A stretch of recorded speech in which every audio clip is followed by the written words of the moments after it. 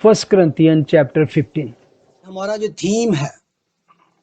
Theme اور topic ہے وہ literally physical ریزرکشن of the body, ہمارے اس بدن کا حقیقی طور پر فزیکلی طور پر جی اٹھنے کی بات ہے۔ اس چیپٹر میں جو خاص بات رکھی گئی ہے وہ جسم کے جی اٹھنے کے اوپر ہی ہے، اور actually we are not talking about the resurrection of Jesus Christ, مسیح کی ریزرکشن کے بارے میں نہیں، کیونکہ وہ تو ہم سب ایمان رکھتے ہیں کہ وہ جی اٹھا، لیکن بہت سے شکوک و شبہات جو ہیں وہ انسان کے بارے میں، اسپیشلی وہ لوگ جو اس پر ایمان رکھتے ہیں، کیا وہ بھی بدن میں جی اٹھیں گے؟ یہ بہت بڑا کویسچن تھا۔ پہلے چرچ کی گواہی تھی، اب وہ اولڈ ٹیسٹامنٹ کی گواہی دے گا۔ ورس 3 اور 4 میں نہ صرف چرچ کی، اولڈ ٹیسٹامنٹ کا کیا مطلب ہے کہ جو کچھ ہم بلیو کرتے ہیں that was not new, he was already prophesied in the Old Testament. جو کچھ ہم بلیو رکھتے ہیں that is not church is built on just new thing, even دنیا کے لیے نئی بات تھی، لیکن it was already predicted in the Old Testament. وہ کیا کہتا ہے؟ ورس 3 میں لکھا ہے، چنانچہ میں نے سب سے پہلے تم کو وہ بات پہنچا دی جو مجھے پہنچی تھی کہ مسیح کتاب مقدس کے مطابق ہمارے گناہوں کے لیے موا۔ اب جب بھی نیو ٹیسٹامنٹ میں کتاب مقدس کا حوالہ پڑھتے ہیں تو that is always pointed to Old Testament. اس وقت تک نیو ٹیسٹامنٹ نہیں تھا، بلکہ یہ بات بھی جو لکھی گئی آلموسٹ، جو پہلے بہت سارے اسکالرز ہیں خداوند کے، آج بھی وہ بلیو کرتے ہیں ود ان 15 اور 20 ایئرس آف دا ریزرکشن اور اسینڈنس آف خداوند کے یہ 1 کرنتھین لکھی گئی، even before the book of mark. یہ اتنی تازہ گواہی تھی، اتنی فریش تھی، مطلب کہ اس کے بک آف مارک بھی جو اس کو پہلے سمجھا جاتا ہے وہ بھی اس کے ہی بعد لکھی گئی۔ اینی وے، اب یہ ذرا غور کریں، میں اس کو پھر پڑھنا چاہتا ہوں ذرا انگلش میں بھی۔ For I delivered to you first of all that which I also received، کہ سب سے پہلے تم کو میں نے وہ بات پہنچائی، وہ کسی ایسی بات کی کہ جو بہت ہی امپورٹنس رکھتی ہے۔ وہ کہتے ہیں ایمپلیفائڈ بائبل کہتی ہے for I passed on to you as of first importance thing، یعنی کہ میں نے تمہیں جو بات بتائی ہے first of all importance thing تھی، یعنی کہ ساریاں گلاں چھڈو، سب تو پہلے میری یہ گل سنو۔ وہ کہتا وہ بات میں نے پہنچائی، یعنی کہ اس بات کو وہ اتنی اہمیت دیتا ہے کہ فرسٹ آف آل جو میں نے تم کو بات پہنچائی۔ اور ایک اور بات وہ کہتا ہے جو بات میں نے پہنچائی وہ مجھے پہنچی تھی، یعنی کہ I have received from somebody else، it's not my own۔ اور وہ کیا تھی؟ وہ خداوند سے اس کو مکاشفہ اس کا ملا تھا۔ جتنی باتیں پول نے کی کلیسیا کے ساتھ جب تک اس کی زندگی رہی، he was not taught by any other, کہہ سکتے ہیں کسی ربی سے یا کسی اور عالم سے یا کسی ایون چرچ سے، شاگردوں سے بھی نہیں سیکھی۔ گلتیوں میں ایک پالوس کی طرف سے جو نہ انسانوں کی جانب سے نہ انسان کے سبب سے بلکہ یسوع مسیح اور خدا باپ کے سبب سے۔ کس کے سبب سے؟ انسانوں کے سبب سے یا انسانوں کی جانب سے نہیں، not because of men or not from the men but because of یسوع مسیح اور خدا باپ کے سبب سے، جس نے اس کو مردوں میں سے جلایا، رسول ہے۔ دیکھو پہلی بات ہی وہ پہلے چیپٹر میں کر رہے ہیں، ایک تو میں انسانوں کی طرف سے نہیں بلکہ خدا باپ اور یسوع مسیح کے سبب سے، نال ہی وہ گل کردا ہے جس نے اس کو مردوں میں سے جلایا، یعنی کہ ریزرکشن کی گواہی اب جتنی بار پڑھیں گے اس کے میسج میں ریزرکشن از آلویز مین ٹاپک اس کا رہا ہے پالوس رسول کا، بلکہ اس کا ہی نہیں، باقی بھی جتنے شاگرد تھے وہ سب کا ہی اس طرح کا ہی بنیادی رہی ان کی۔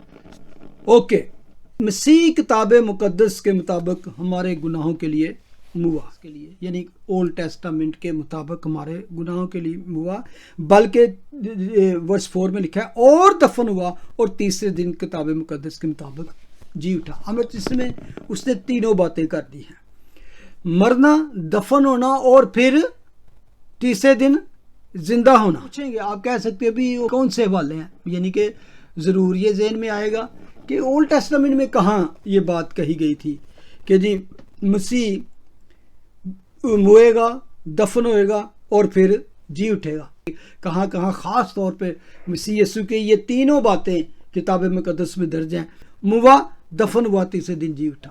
اب یہ حوالہ دے رہا ہے پرانے عہد نامے کا کہ وہاں آلریڈی اس کتاب مقدس میں پہلے سے یہ ساری پیشن گوئیاں لکھی جا چکی تھی، تو وہ اب پہلے اس نے چرچ کی موجودگی کا، اس کے وجود میں آنے کا ثبوت دیتا ہے کہ آپ نے اس کو زندہ دیکھا ہے، آپ نے زندہ ان کے ساتھ بیٹھ کر کھایا ہے، چھوا ہے۔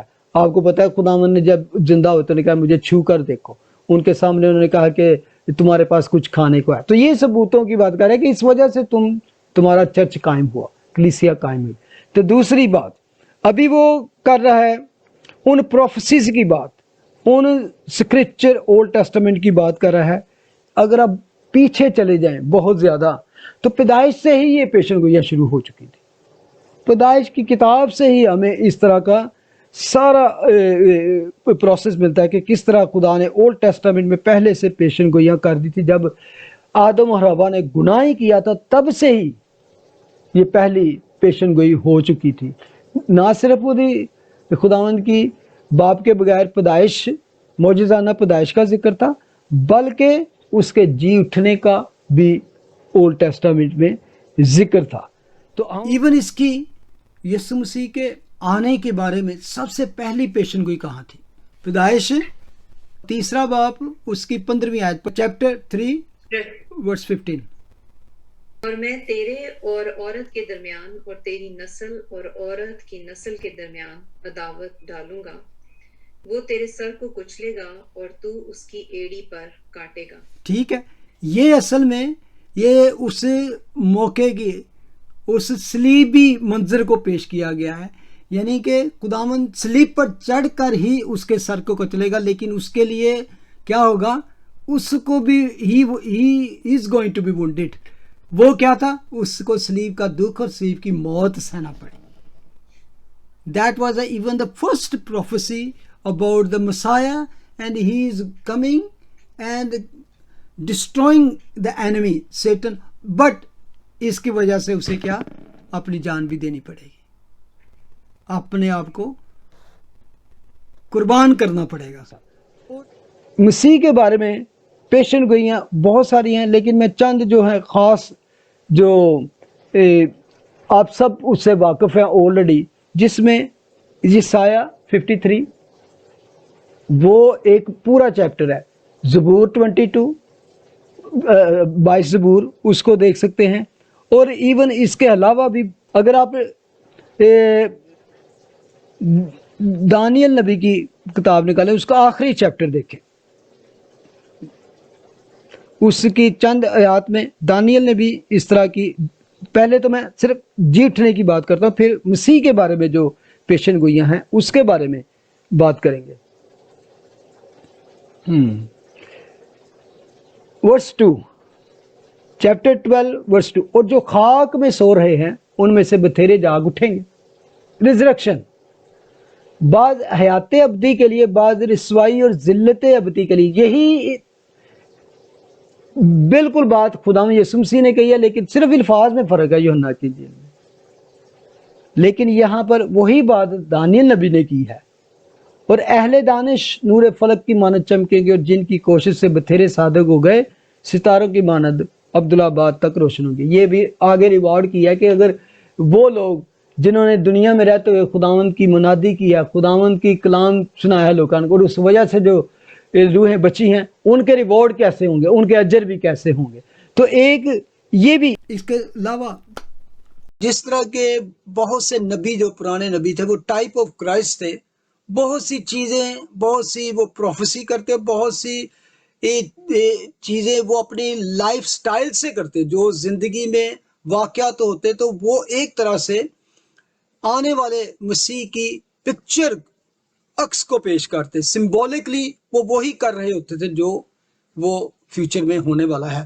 اور خاص ایک حوالے کو دیکھنا چاہتا ہوں، پیدائش اس کا 22واں باب، آپ سب کو وہ سٹوری یاد ہے، میں اس کو مختصر کر کے آگے چلوں گا۔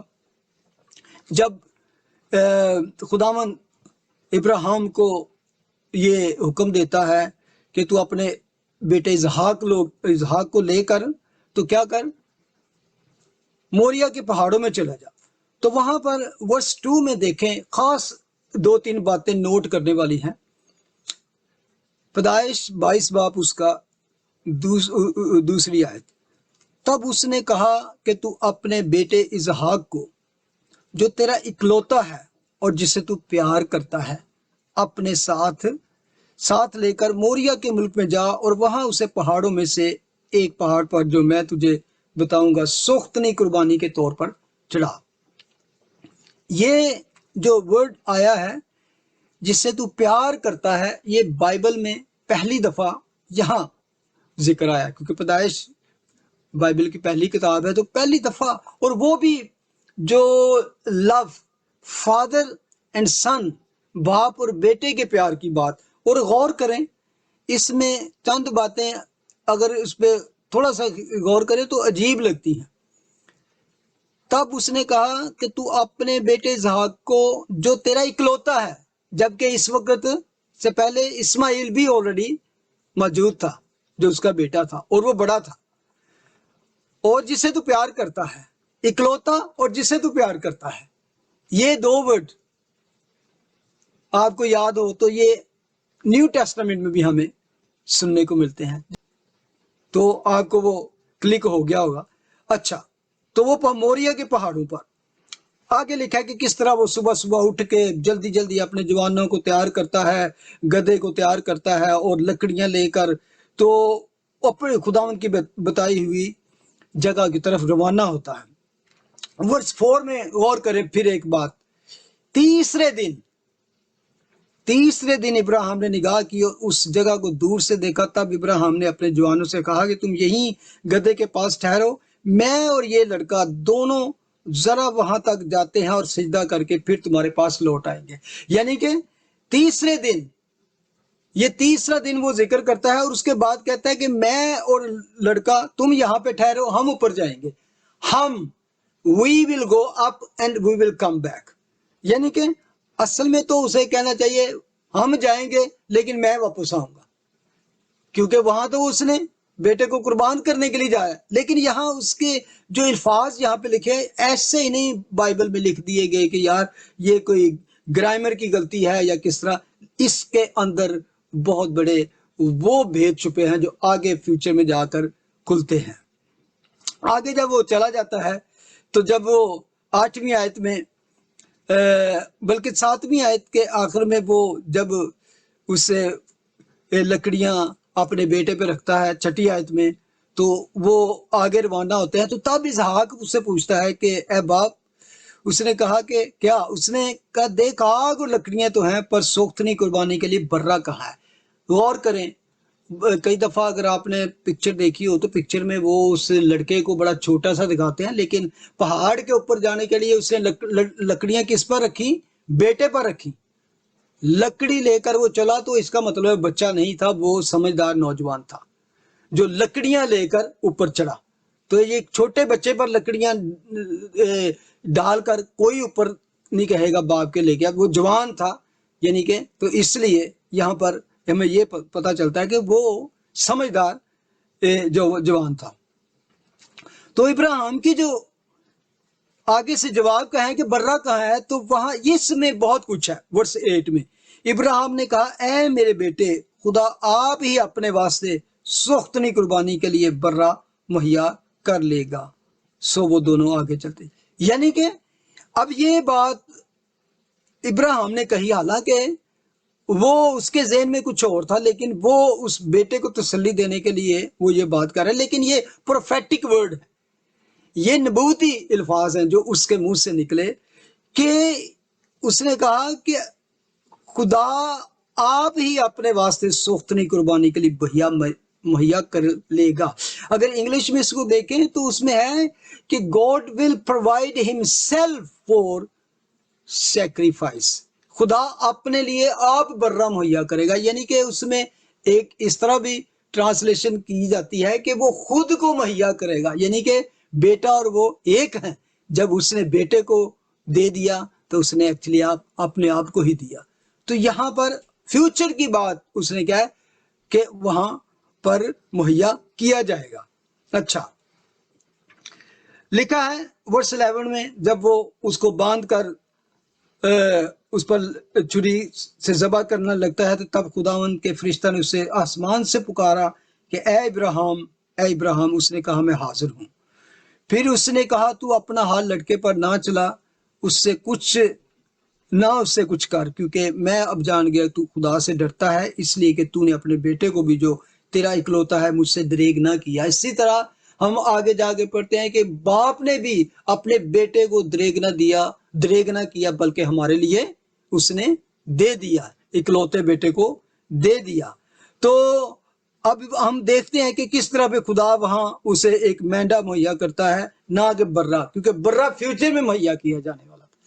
الفاظ دیکھ کے اس نے کہا تھا خدا برہ مہیا کرے گا، لیکن برہ مہیا نہیں کیا گیا اس وقت، کیونکہ یہ فیوچر کی بات تھی۔ اور فیوچر میں وہاں جا کر ہم اسی پہاڑی کے اوپر، جو کوہ موریا کی پہاڑی پر ہی، وہ پہاڑی جو خدا نے مجھے دیکھنے کا موقع عطا کیا، 2 دفعہ میں اسرائیل گیا تو یہ پہاڑی بھی دیکھی جہاں پر خدا یسوع مسیح کو مصلوب کیا گیا۔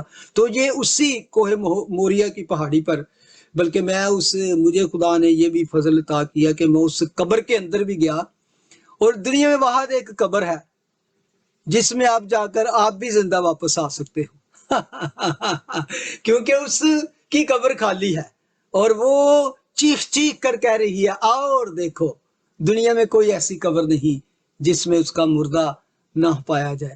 یہ ایک ہی قبر ہے دنیا میں جو خالی ہے۔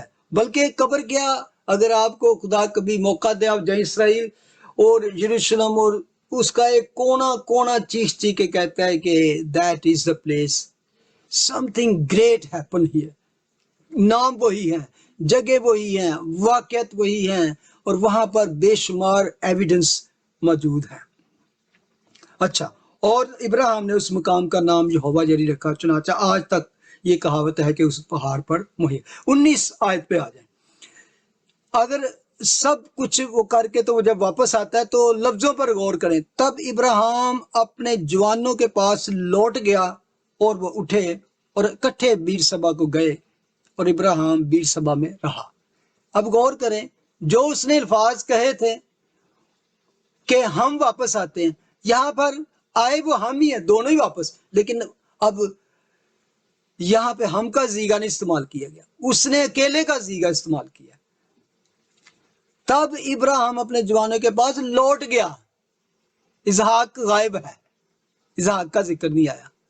یہ ایک پکچر، وہ اس نے پوری وہ پکچر کریٹ کیا۔ میں بہت لمبا نہیں اس کو جاؤں گا کہ ایکچولی جو پکچر اس نے، خدا نے اس کو، ایک تو اس کو خدا پہلے سے جانتا تھا کہ he is not going to take Isaac sacrifice، وہ ایک پکچر کریٹ کرنی تھی۔ دوسرا اس کے ایمان کو اس کے لیے زمانا تھا، تاکہ اس کو جو ٹائٹل دیا جائے بعد میں ایمانداروں کا باپ، تو دنیا بھی کہے کہ ہاں، اور یہ بھی کہہ سکے کہ خدا نے مجھے یہ کہا تھا۔ اور ابراہیم، اگر غور کریں شروع سے ایک لائن پڑھیں تو ابراہیم ڈرا نہیں تھا، ابراہیم کوئی خوف زدہ نہیں تھا۔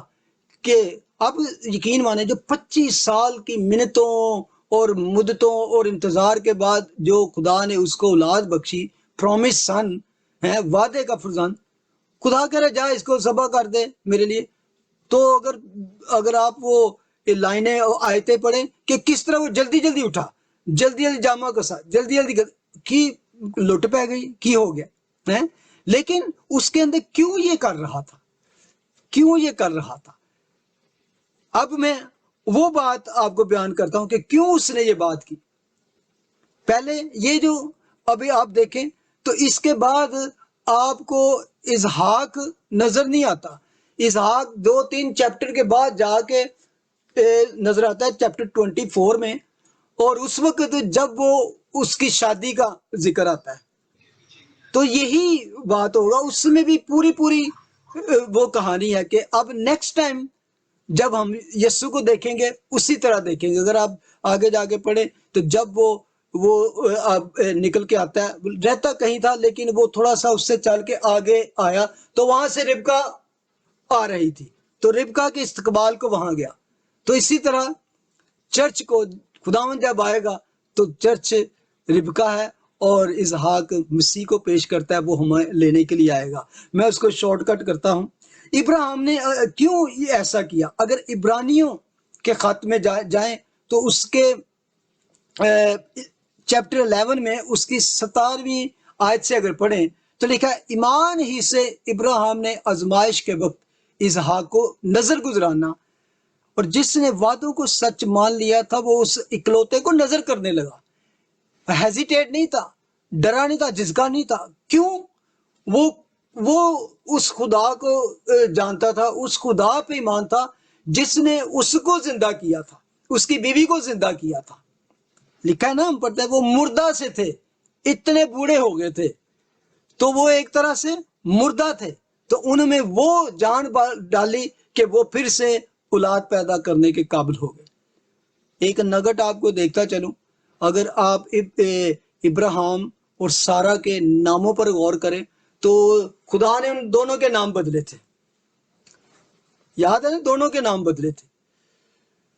ساری سے سارا، ابراہیم سے ابراہیم. تو اضافہ کیا کیا تھا اس نے؟ ایک ورڈ کا صرف ایچ، دونوں کے بیچ میں ایچ ڈالا تھا، ایچ ڈالا تھا. اور ایچ کی جو آواز ہے، ایچ کی ہاں بریتھ ہے، سانس ہے. تو جو عبرانی کا 5واں ڈیجٹ ہے، ورڈ ہے، وہ ہے ایچ. ہا سے ہے بریتھ، جان ڈالنا. تو وہ جب ایچ ڈالا خداوند نے دونوں میں جان ڈال دی. تو 5 میں جو اس کا الفابیٹک ہے، اس ایچ ہے عبرانی کا، تو ایک طرح سے روح پھونکی ان میں تو وہ زندہ ہوئے. تو پھر سے یعنی کہ آپ کو پتا ہے کہ اس کے بعد بھی جب سارا کی وفات ہوتی ہے تو ابراہیم نے شادی کی، تو 100 سال کی عمر کا وہ بوڑھا تھا، تو ایکچولی خدا نے اس کو زندگی دی. تو یہاں پر اس نے وہ معجزہ دیکھا تھا کہ خدا نے مجھ جیسے بوڑھے کو زندہ کیا تھا تو وہ اسحاق کو بھی زندہ کرے گا. یہ مائنڈ تھا اس کا. وہ ایک بڑا اور معجزہ دیکھنے کے چکر میں گیا تھا کہ خدا، یہ یہاں پر آ کے بھی پتہ چلتا ہے، اس اکلوتے بیٹے کو نظر کرنے لگا. ورس 90 میں لکھا کیونکہ وہ سمجھا، سنو، کہ خدا مردوں میں سے جلانے پر قادر ہے. ریزرکشن کی بات آ گئی نا، جو میں جی اٹھنے کی بات، یہ ایمان تھا. وہ اس کو پتا تھا میں خالی ہاتھ نہیں آؤں گا. ایمان کیا تھا؟ میں اس کو ذبح بھی کر دوں گا تو خدا فوراً ایک بڑا معجزہ کرنے والا ہے میرے لیے، ایک نیا کام میری زندگی میں کرنے والا ہے. تو اس نے کہا کہ خدا مردوں میں سے جلانے پر بھی قادر ہے. چنانچہ انہی میں سے تمثیل کے طور پر وہ اسے پھر ملا. یعنی کہ ایگزامپل ہی اس نے اپنی طرف ذبح کر دیا لیکن اس کو واپس بھی مل گیا. اور کیا تھا؟ تیسرے دن ہی وہ واپس اس کو مل گیا، یعنی کہ وہ اکٹھے گئے. تو یہ اس طرح بہت سے پروفٹ جو ہوتے ہیں، میں ایک پروفٹ کے زندگی پہ جاؤں تو آپ کو پتا چلے گا they are type of Christ. یہ کرائسٹ کی کاپی ہیں، یہ ان کو پکچر بنا رہے ہیں. یوسف کی لائف پہ جائیں تو تقریباً 70 ایسی مثالیں ملتی ہیں جو مسیح کو پریزنٹ کرتی ہیں. Yusuf is also type of Christ. اور باقی یہی نہیں بلکہ جتنی قربانیوں کا بعد میں سسٹم ہے، that all is a picture of Christ, عکس خداوند یسوع مسیح کا. ہر قربانی ایک قربانی جو ہے، اگر آپ میں ڈیٹیل کے ساتھ جاؤں نا، ایون میں ہابل کی قربانی سے لے کر آگے جاؤں، آپ کو اس میں ساری پکچر ہی کرائسٹ کی ملے گی۔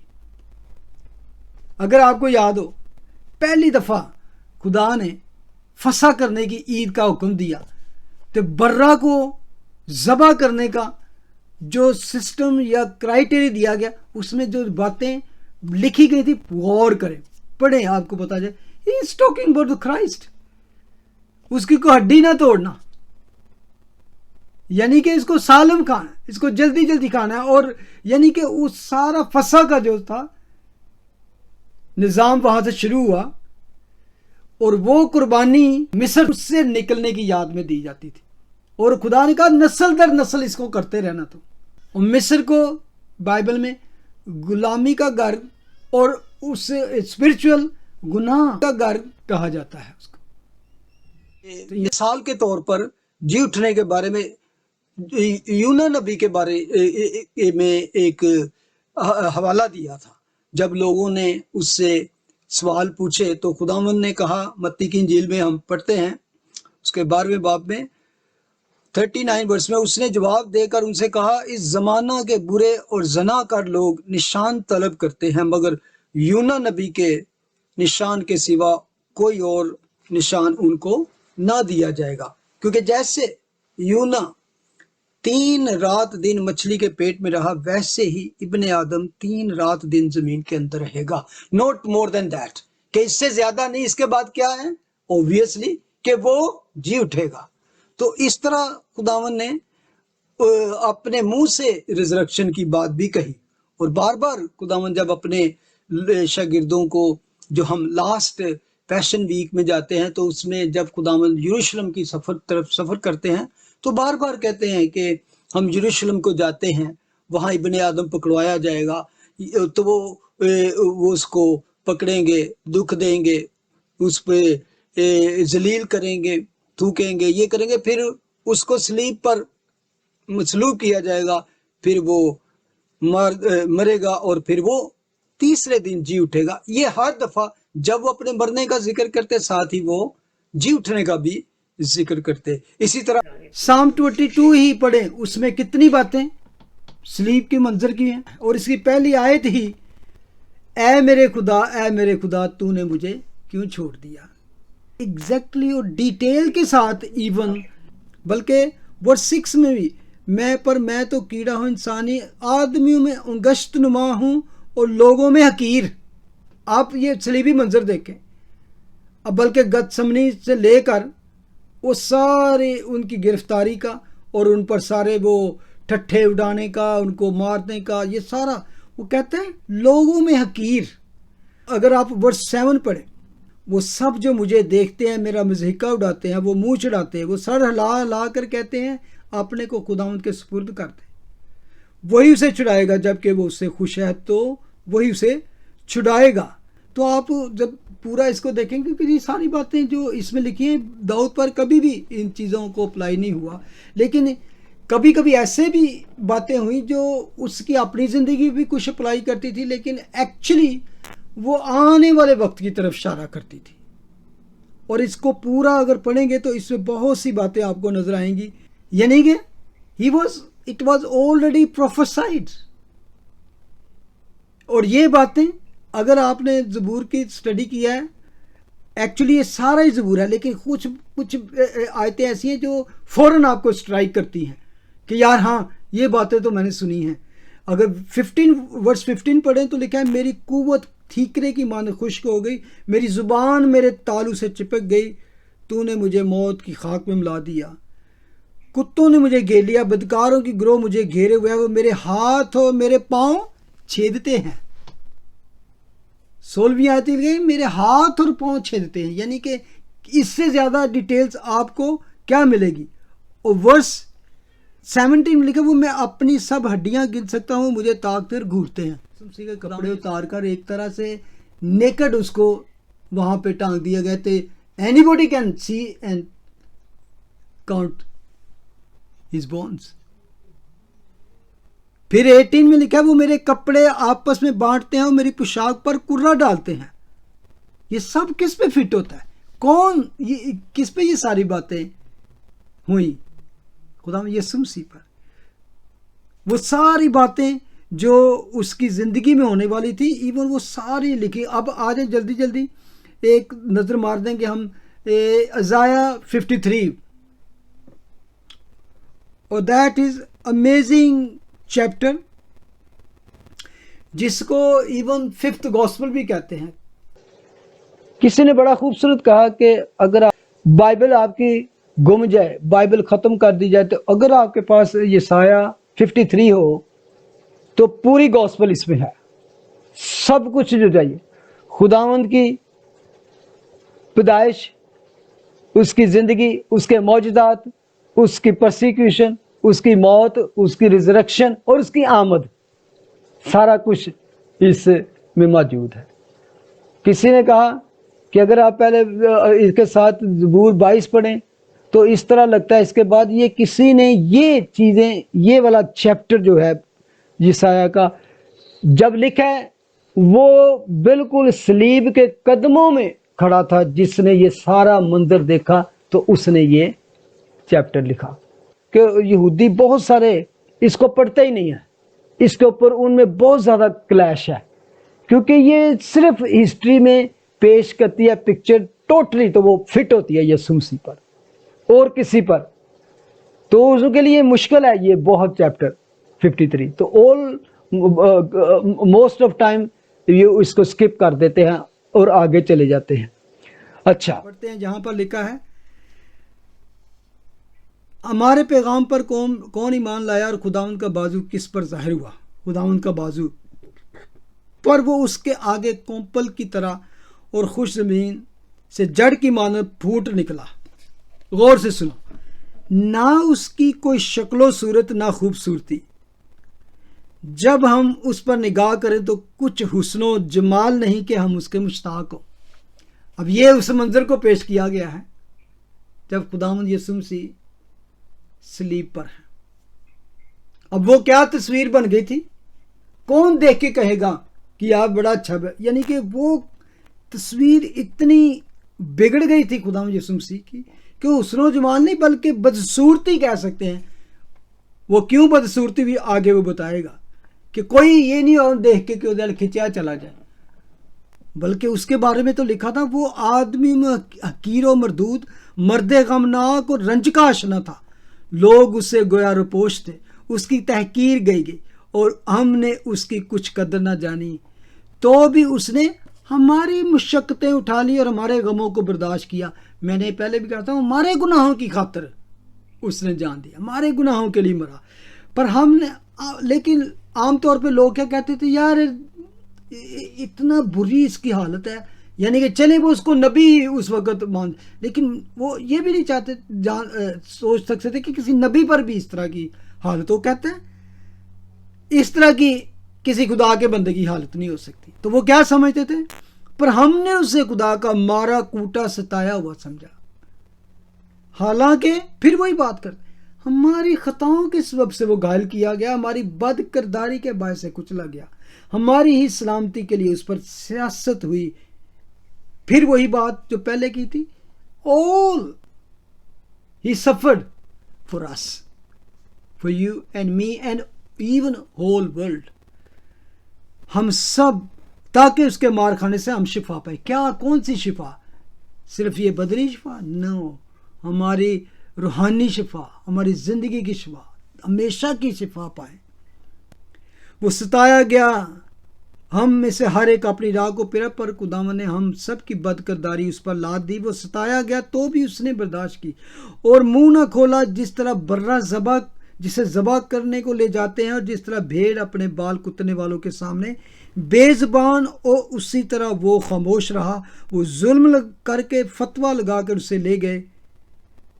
ये वो सारे उस पीरियड की बात देखें जब खुदावंद यीशु मसीह को पेश किया गया, तो आमतौर पे खुदावंद चुप करके वो सारा कुछ सहते रहे।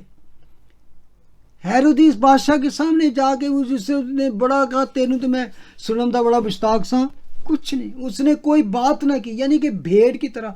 आप देखें जितनी खुदावंद यीशु मसीह की मिनिस्ट्री थी, जिनकी खिदमत थी, जब कभी भी کوئی فقی فریسی اس کے سامنے آتے تو 2-3 باتوں میں ان کا منہ بند کر دیتے. یہ نہیں تھے وہ منہ بند کر کے رہتے تھے, وہ کبھی بھی ان کو بڑھنے نہیں دیتے تھے, ہمیشہ ان کو منہ کی کھانی پڑتی, شرمندہ ہوتے تھے.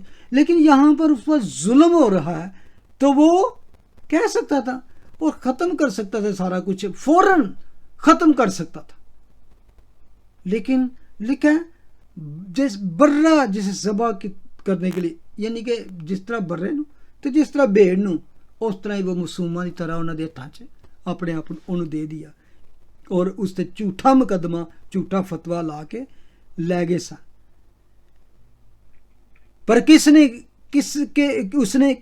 پر اس کے زمانہ کے لوگوں میں سے کس نے خیال کیا کہ وہ زندوں کی زمین سے کاٹ ڈالا گیا, میرے لوگوں کی خطاؤں کے سبب سے اس پر مار پڑی. یہ اتنی بڑا اس چیز کو ریپیٹ کیا گیا بار بار کہ دوسروں کی خاطر, لوگوں کی خاطر, بدکاروں کی خاطر اس نے یہ سارا کچھ سہا.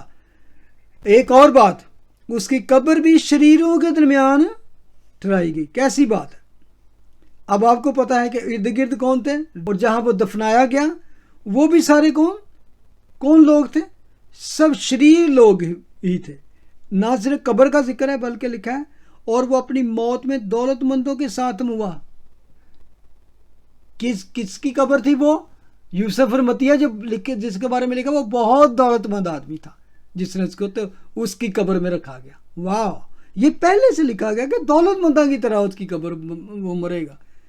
حالانکہ اس نے کس طرح کا ظلم نہ کیا تو اس کے منہ میں ہرگز چھل نہ تھا, لیکن خداوند کو پسند آیا کہ اسے کچلے. خدا کی مرضی تھی, باپ کی مرضی تھی اس کو 10 سے, لیکن خداوند کو پسند آیا کہ اسے کچلے. اس نے اسے غمگین کیا. جب اس کی جان گناہ کی قربانی کے لیے گزرانی جائے گی تو وہ اپنی نسل کو دیکھے گا. ہاؤ کین ہی سی؟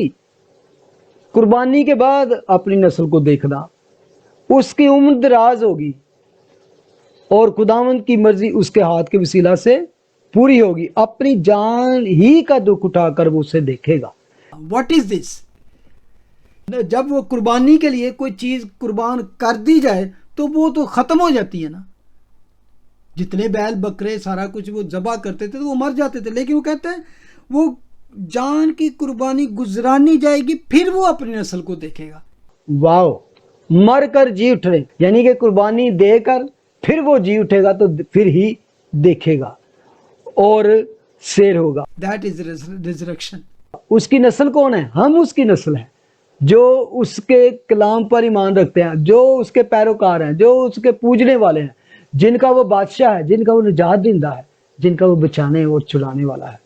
ہم اس کی نسل ہیں, ہم اس کے پیروکار ہیں. جو اس کے پیروکار ہوں گے وہی اس کی نسل ہوگی. جب شاگردوں کے بہت غم زدہ ہیں تو خدا نے کہا کہنے کہ تمہارا دل غم سے بھرا ہے, لیکن تھوڑی دیر میں تمہارا غم خوشی میں بدل جائے گا. ابھی تم غمگین ہو, تمہارا دل غمگین ہے, لیکن تھوڑی دیر کے بعد تم مجھے پھر دیکھ لو.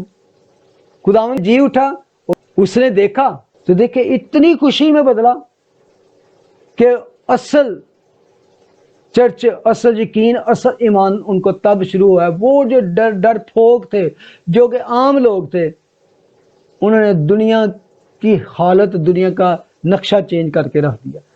اور سب نے آلموسٹ سب نے جان دی اپنی یسوع کے لیے. یعنی کہ موسیٰ سے لے کر پھر وہ شریعت جب دی گئی تو اس میں سارے جو قوانین دیے گئے وہ سارے جو تھے وہ کیا تھے؟ یسوع مسیح کی ہی تصویر تھی. ٹھیک ہے.